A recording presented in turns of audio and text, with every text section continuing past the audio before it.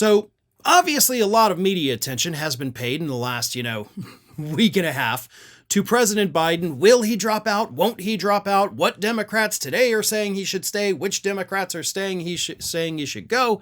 It's been a bit of a roller coaster, right?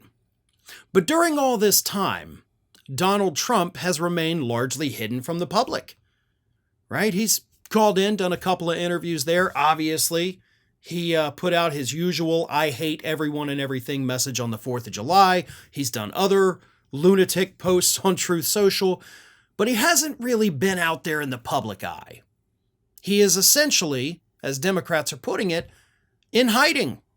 Because Donald Trump thinks that right now the best thing he can do is to hide away and let the press continue to attack Biden. But, as Reverend Al Sharpton pointed out this week in an interview on MSNBC, the best thing for the Democrats to do right now is to shift the narrative of the national media back onto Donald Trump. Here's what Sharpton had to say. "You must put the attention back on Donald Trump. I think that the way you do so is you begin to again remind people that we're talking about a person who has raised such bizarre theories, such as his buddies have come out with his Project 2025 and he's now trying to distance himself from, that he is a 34-time convicted felon that has a court date in September before the election, and you don't know what he's going to do at the Republican convention. I think they should try to smoke him out and make him come out. The one thing the Democrats have to worry about is whether the president is going to stumble on a word. The one thing that Republicans have to worry about is that Donald Trump comes out of the bedroom of his, because no matter how he speaks, he'll mess up and they know it. You've got to force him off the couch, force him out of the bedroom, call on something that you know he's got to respond to, and then it goes back to Trump." I agree with that strategy 100%, because it's exactly what I've been saying ever since Nikki Haley, Donald Trump's last Republican primary opponent, dropped out of the race back in March. At that point, Trump was polling ahead of Biden. Why? Because the media had to split their attention. They still had to cover Nikki Haley, and they couldn't focus as much just on Donald Trump.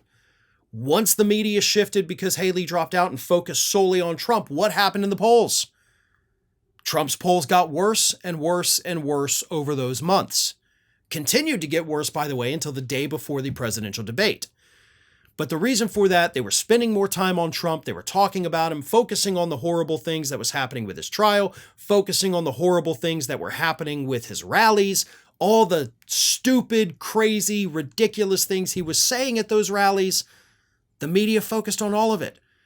It was during that point, of course, that we had these mental health professionals going out in the media on a almost daily basis, warning us about how dangerous Donald Trump's mental state had become. Ever since the debate, granted it's only been a week and a half, but all of that has died down, and Trump has been enjoying that.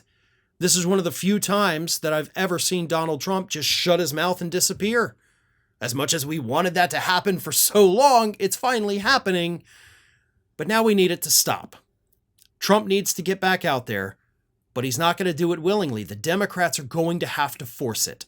Because the more Trump is out there, the more stupid things he says, the more things he confuses, the more words he mispronounces and sometimes straight up makes up. And when he does those things, when the public sees more of him, they dislike him even more. So if you want to shift the attention away from Biden, you gotta put it back on Trump. But in order to do that, as Sharpton says, you gotta smoke him out of his little hidey hole and make him get back in front of those cameras.